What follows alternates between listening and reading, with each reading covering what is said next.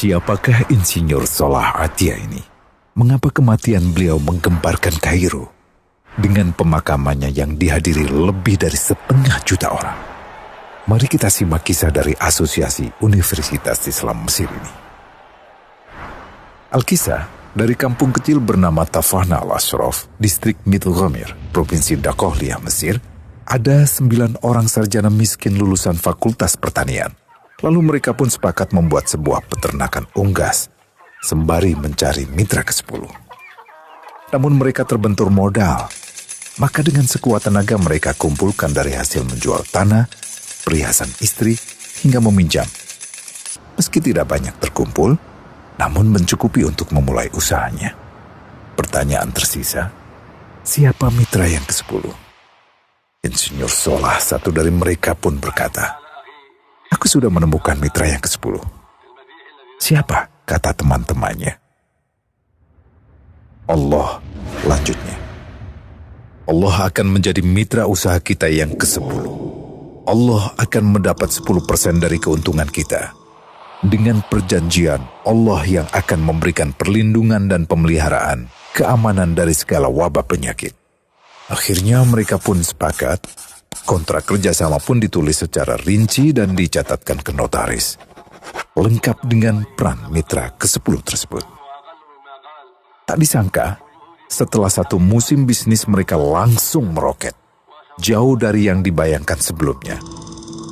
Lalu mereka pun kembali bersepakat menambah jatah keuntungan mitra ke-10 menjadi 20% di musim kedua, dan begitu seterusnya hingga mencapai 50%.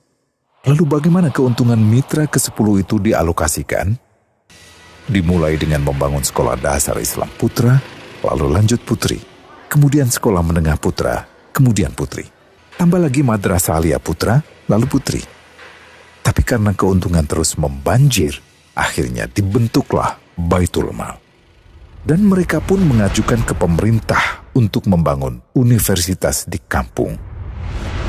Awalnya ditolak dengan alasan tiadanya akses bagi para mahasiswa. Tak berapa lama mereka pun mengajukan pembangunan universitas lengkap dengan stasiun kereta beserta jalurnya dengan biaya mandiri. Akhirnya permintaan ini disetujui, dan pertama dalam sejarah Mesir berdirilah sebuah universitas di perkampungan kecil.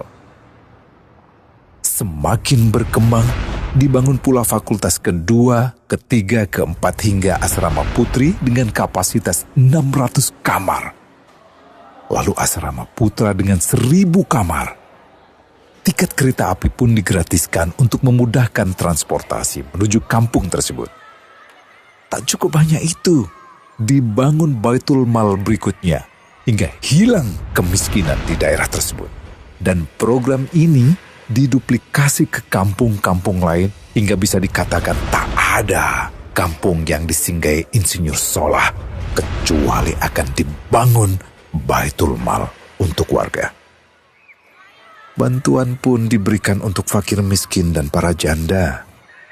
Pemuda pengangguran pun dilatih untuk mengelola perkebunan sayur hingga mandiri, bahkan sampai bisa mengekspor ke negara tetangga. Pada saat panen raya, seluruh penduduk dikirimi paket sayur. Di hari pertama Ramadan diadakan buka puasa bersama untuk seluruh penduduk desa. Mereka memasak dan hadir ke lapangan yang dipenuhi beraneka makanan. Disiapkan juga perabotan untuk gadis-gadis yatim yang ingin menikah. Dan ini semua merupakan sedikit dari banyaknya kebaikan yang dilakukan oleh Insinyur Salah. Hingga pada akhirnya disepakatilah keuntungan perusahaan 100% untuk Allah. Insinyur Salah yang awalnya adalah salah satu mitra usaha berubah menjadi karyawan Allah. Dia hanya menerima gaji, namun dia memberikan Tuhannya syarat agar membuatnya hanya butuh kepadanya dan hanya meminta kepadanya. Inilah sosok Insinyur Salah Atia, aktor utama kisah menakjubkan ini. Keikhlasannya membuat ia sama sekali menolak terkenal di media massa.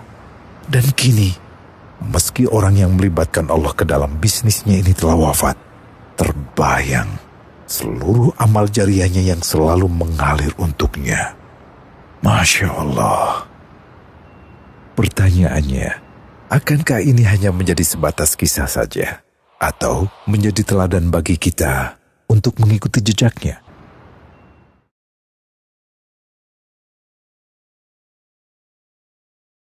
Global Wakaf dari Global Islamic Philanthropy.